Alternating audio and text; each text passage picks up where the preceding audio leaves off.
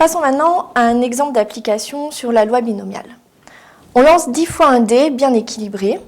Quelle est la probabilité d'obtenir 4 fois le chiffre 1 au cours des 10 lancers?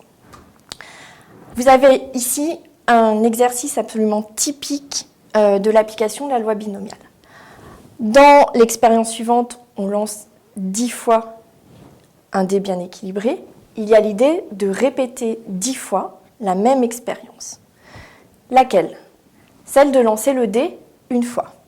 Donc on peut remarquer la chose suivante, c'est que lancer le dé est une expérience qui possède 2 issues.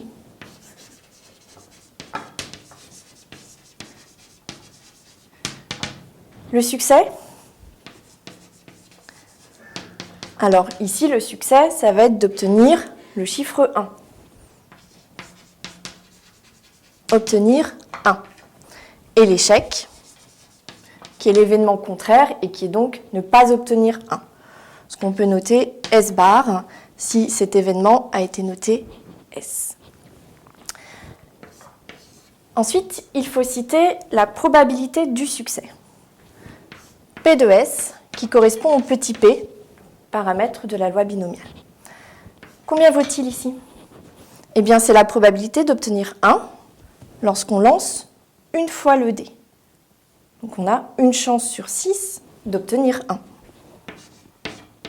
Petit p vaut 1 sur 6. Ça, c'est la première étape de votre rédaction. Deuxième étape, il faut insister sur l'idée de répétition. Donc ici, on lance 10 fois le dé, on répète 10 fois cette expérience-là.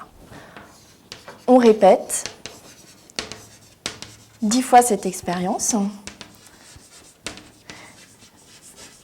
Alors, il est clair que ces répétitions sont indépendantes.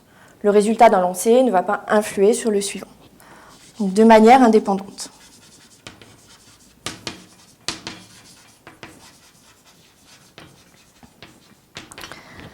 Troisième étape, il faut définir grand X. Dans la loi binomiale, grand X compte le nombre de succès. Alors, ici, c'est le nombre de fois où on obtient 1 au cours des 10 répétitions.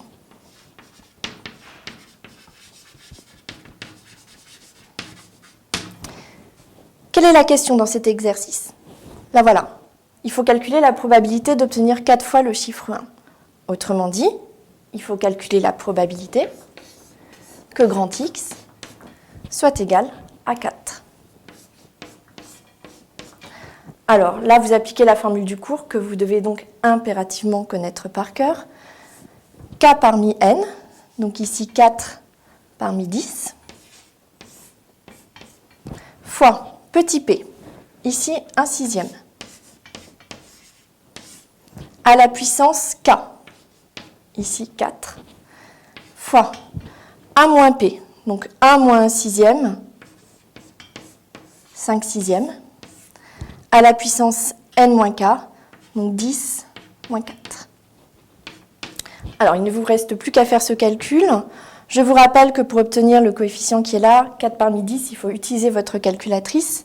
Ici, on trouve 210.